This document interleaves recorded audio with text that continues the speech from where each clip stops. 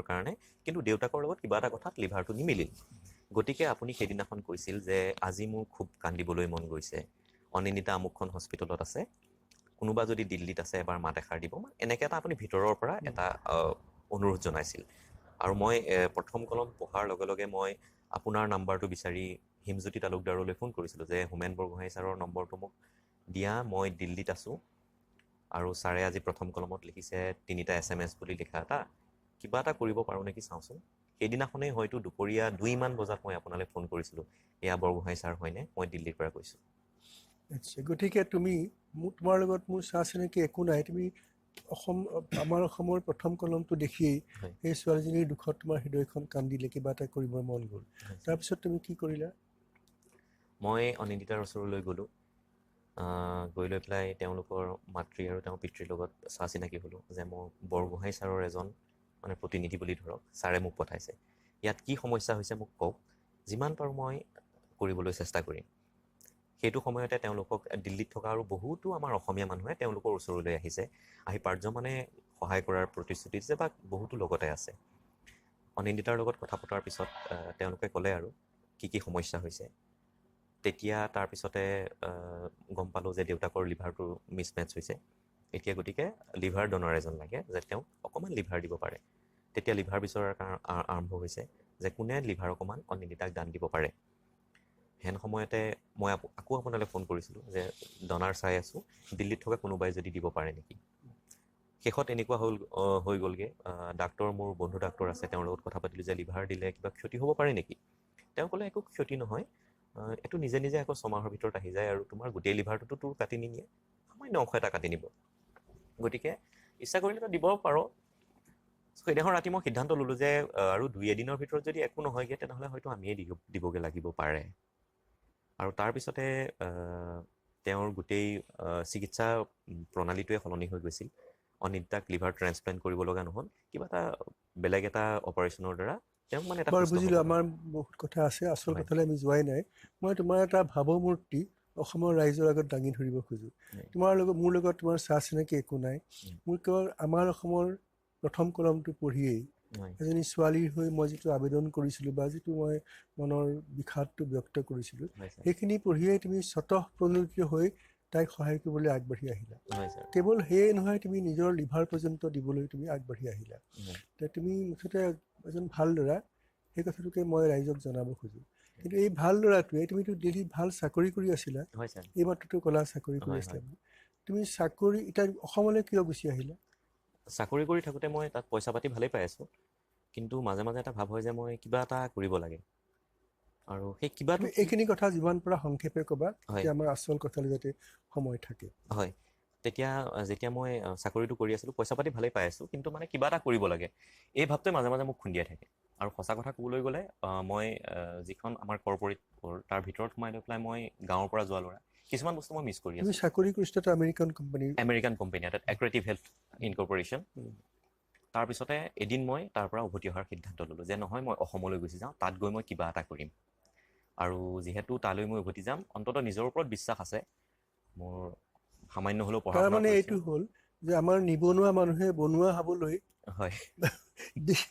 বিদিশ হেৰুৱাই ঘূৰি ফুৰে, তুমি বনোৱাটোৱে নিবনুৱা হ'বলৈ, স্বেচ্ছাই নিবনুৱা হ'বলৈ অসমলৈ ঘূৰি আহিলা। হয়, অসমলৈ মই ঘূৰি অহাৰ বনোৱাটোৱে নিবনুৱা হ'বলৈ আহিলা,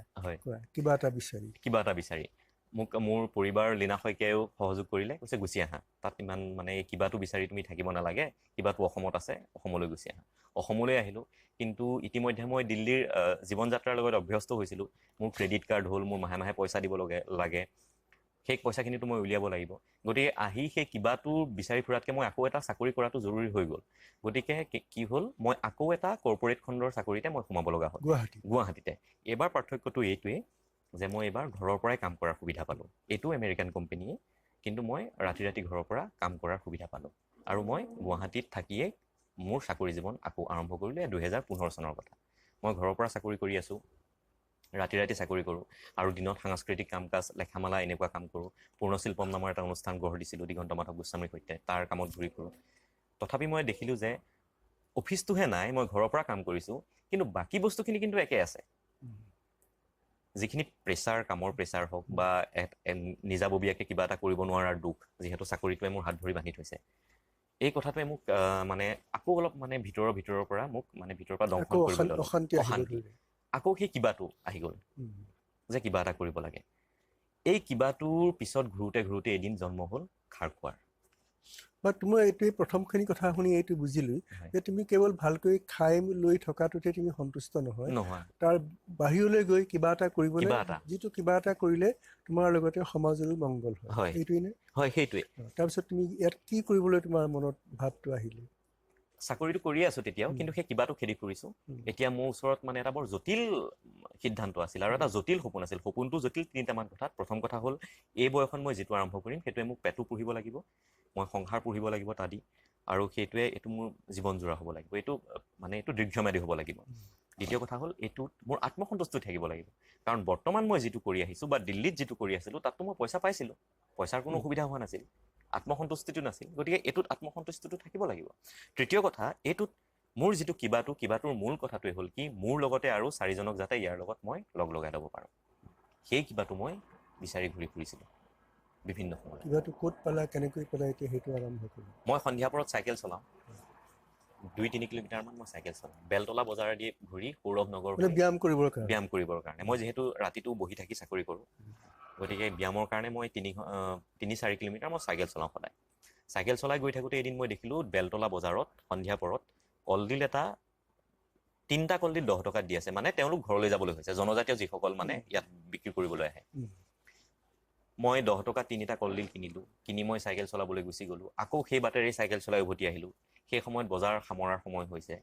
আৰু তেওঁলোকে কি কৰিছে গাছ অলপ মানে পেলাই থৈ গৈছে কাৰণ সেইখিনি তেওঁলোকে লগত নিব নোৱাৰে আৰু তেনেকৈ কলডিল চলডিও মানে পেলাই থৈ যোৱা নিচিনাই অৱস্থাটো সেই সময়তে মোৰ মনত খেলালে এইখিনি বস্তু পেলাই দিবলগীয়া হৈছে এইখিনিৰ পৰাতো কিবা এটা কৰিব পাৰি আৰু অকল কলডিল গাছ বুলিয়েই নহয় এনেকৈতো মোৰ ঘৰতো জলফাই এনেকৈ কিমান পৰি আছে শিলিখা কিমান পৰি আছে এই কিবাটোতো এই বস্তুখিনিৰ যোগেৰেই মই সেই কিবাটো কৰিব পাৰিম নেকি মই চাইকেল চলাই তেতিয়া আহি আছোঁ আৰু এই শংকৰদেৱ নেত্ৰালয়ৰ ওচৰত মই ঠিক কৰিলোঁ যে নহয় ঠিক আছে কিবাটো এই বস্তুখিনিৰ দ্বাৰাই মই কৰিম থলুৱা বস্তু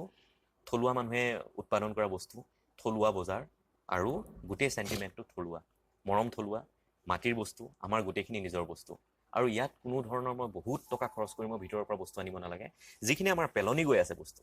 গাঁৱৰ ভিতৰত আজি শিলিখা বেচা কথাটো মানুহৰ সম্পূৰ্ণ সপোনৰ গোচৰ কাৰণ শিলিখা পৰি নষ্ট হৈ যায় জলফাই পৰি নষ্ট হৈ যায় সেইটো সিদ্ধান্তলৈ আহিলা যে এইখিনি বস্তুৰ পৰা মাজতে তুমি কিবা এটা বিচাৰি আৰু ঘটনাবোৰ ইমান তাৎক্ষণিকভাৱেই হ'ল সেইদিনাখনেই হয়তো ডিস্কভাৰী চেনেলত এখন দি আছিল তথ্যচিত্ৰ শ্ৰী মহিলা গৃহ উদ্যোগ লিজ্জত পাপৰ 9গৰাকী মহিলাই আৰম্ভ কৰিছিল মাত্ৰ 80 টকা দি 1959 চনত যিদিনা তুমি কিবা এটা বিচাৰি ফুৰিছা কলডিল কিনিছা সেইদিনাই বিবিচিত সেইদিনাখনেই ডিস্কভাৰী চেনেলত দিছিলে শ্ৰী মহিলা গৃহ উদ্যোগ লিজ্জত পাপৰ তেওঁলোকৰ গোটেই গাঁথনিটো ইমান সুন্দৰ ইয়াৰ বৰ্তমান 43,000 মহিলা কৰ্মচাৰীৰ মাজত সৰহসংখ্যকে কাম কৰে ঘৰত পাপৰ বেলিব ঘৰত মছলা বনাব আৰু তেওঁলোকে যোগান ধৰিবহি শাখা কাৰ্যালয়ত লিজ্জত পাপৰৰ আৰু এগৰাকী মহিলাই কেতিয়াবা 1 লাখ টকালৈকে উপাৰ্জন কৰে ঘৰত থাকি 43,000 মহিলা কৰ্মচাৰী শ্ৰী মহিলা গৃহ উদ্যোগ অসমত কিয় নোৱাৰে আমাৰ মহিলাসকলে ঘৰত খাবলৈতো আচাৰ বনাই আছে ইমান ধুনীয়া আচাৰ বনায় আৰু সেই আচাৰৰ গোন্ধটোতো মই ইয়াত পোৱা নাই ইয়াত খুব সুন্দৰ আচাৰ খাইছোঁ মই গুৱাহাটীত বা খুব ভাল আচাৰখিনি কিন্তু সেই গাঁৱলীয়া যিটো গোন্ধ সেইটো নাই ইয়াত কলাখাৰ পাবলৈ নাই ইয়াত নিমখত দিয়া গোলনেমু পাবলৈ নাই এই বস্তুখিনি মই যদি গাঁৱৰ পৰা লৈ আহোঁ আমাৰ যান্ত্ৰিকতাৰ মাজত থকা মানুহখিনিৰ কাৰণে অকল মই পইচাই নাপাওঁ মইতো তেওঁলোকৰ পৰা আদৰো পাম মৰমো পাম পইচা দিলেতো চব বস্তু নাপায়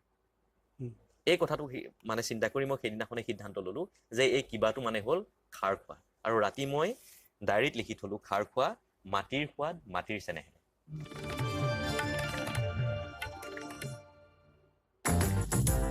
Say goodbye to dry and damaged hair this winter. Get a Dove bar worth ₹49 free with every Dove shampoo. এতিয়া খোৱা বোৱাত মিহলাওক সোৱাদ